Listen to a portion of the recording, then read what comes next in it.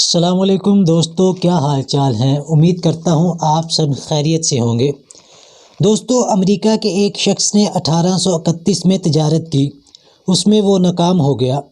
1832 میں اس نے ملکی سیاست میں حصہ لیا، مگر وہاں بھی اس نے شکست کھائی۔ 1834 میں اس نے دوبارہ تجارت کی، اس بار بھی وہ اپنی تجارت کو چلانے میں ناکام رہا۔ 1841 میں اس کے اعصاب جواب دے گئے۔ 1843 میں دوبارہ سیاست میں داخل ہوا۔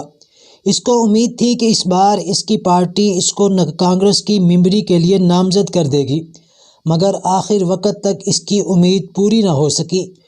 اس کا نام پارٹی کے امیدواروں کی فہرست میں نہیں آیا۔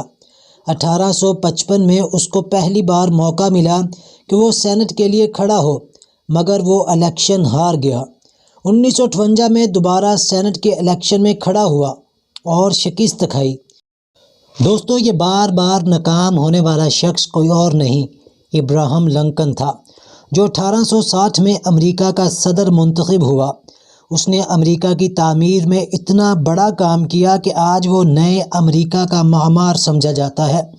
ابراہم لنکن کو امریکہ کی قومی اور سیاسی تاریخ میں اتنا معزز نام کیسے ملا اور وہ اس اونچے مقام تک کس طرح پہنچا؟ ڈاکٹر نارمن ونسنٹ پیل کے الفاظ میں اس کا جواب یہ ہے کہ وہ جانتا تھا کہ شکست کو کس طرح تسلیم کیا جائے۔ حقیقت پسندی زندگی کا سب سے بڑا راز ہے، اور ہار ماننا حقیقت پسندی کی اعلیٰ ترین قسم ہے۔ ہار ماننے کا مطلب یہ ہرگز نہیں ہے کہ آپ اس حقیقت واقعے کا اعتراف کر لیں کہ آپ دوسروں سے آگے نہیں بلکہ دوسروں سے پیچھے ہیں۔ بالفاظ دیگر، آپ جہاں فی الواقع ہیں وہیں نظری طور پر اپنے آپ کو کھڑا مان لیں۔